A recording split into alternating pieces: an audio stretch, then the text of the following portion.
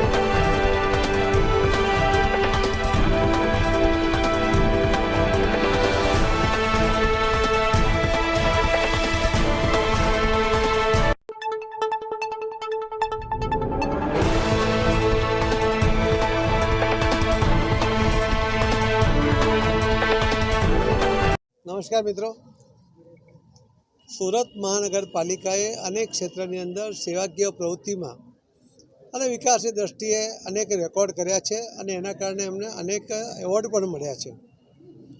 સુરત મહાનગરપાલિકાએ પહેલીવાર સુરત મહાનગરપાલિકા દ્વારા સંચાલિત સ્વીમેર હોસ્પિટલની અંદર લગભગ 45 મીટર ઊંચાઈનું આ બિલ્ડિંગ પ્રથમવાર બનાવ્યું છે. એની અંદર મેડિકલ જે સ્ટુડન્ટ છે એમના માટે 192 રૂમ બનાવવામાં આવ્યા છે. દરેક રૂમમાં 2 પ્રમાણે લગભગ 386 લોકો એટલે લગભગ 400 લોકો 400 સ્ટુડન્ટની આમાં વ્યવસ્થા થવાની છે. એના કારણે એડમિશનમાં પણ વધારો થશે અને વધુ યુવાનોને મેડિકલમાં ભણવા માટેની સુવિધા સાથેની તક મળશે. બિલ્ડિંગની ક્વોલિટી તમે બધાએ જોઈ હશે, બહુ સરસ બનાવી છે મહાનગરપાલિકાએ.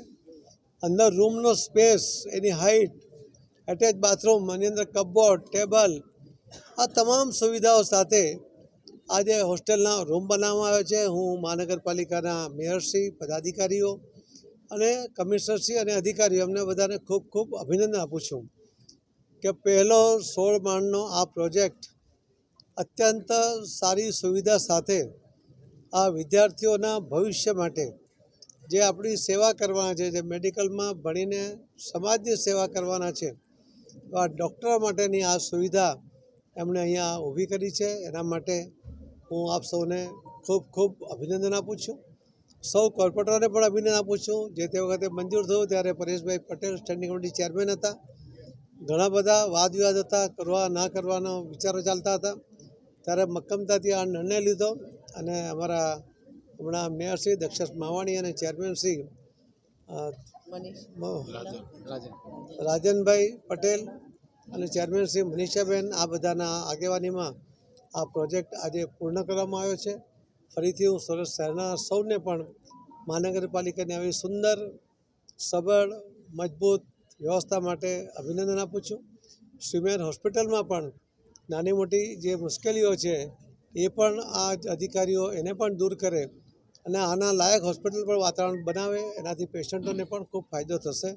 રોજના લગભગ 3000થી વધુ જ્યારે ત્યાં પેશન્ટો રોજ આવતા હોય ત્યારે એમની પણ સુવિધા અને એમની સાથે આવનારા એમના સગાઓની પણ સુવિધા અને સ્વચ્છતા જળવાય એના માટે પ્રયત્ન કરો છે. હું વિશેષ અભિનંદન આપું છું એમને કે એમણે આ કોમ્પ્લેક્સની અંદર જે રેન વોટર હાર્વેસ્ટિંગ આદરણીય પ્રધાનમંત્રી નરેન્દ્ર મોદી સાહેબનો જે સપનું છે, જે એમની યોજના છે કેચ ધ રેઇન, એ યોજનાને સાકાર કરવા માટે લગભગ 11 જેટલા રેન વોટર હાર્વેસ્ટિંગ માટેના પોઈન્ટ બનાવ્યા છે, જેમાં કેમ્પસ ઉપર, અગાસી ઉપર જે પણ પાણી આવશે બધું જ પાણી જમીનમાં ઉતરી જશે એ પ્રકારની આ વ્યવસ્થા કરી છે. એના માટે હું વિશેષ અભિનંદન આપું છું અને આપ સર્વેને પણ પોતપોતાના ઘરે આ રેન વોટર હાર્વેસ્ટિંગ કરવા માટે અનુરોધ કરું છું.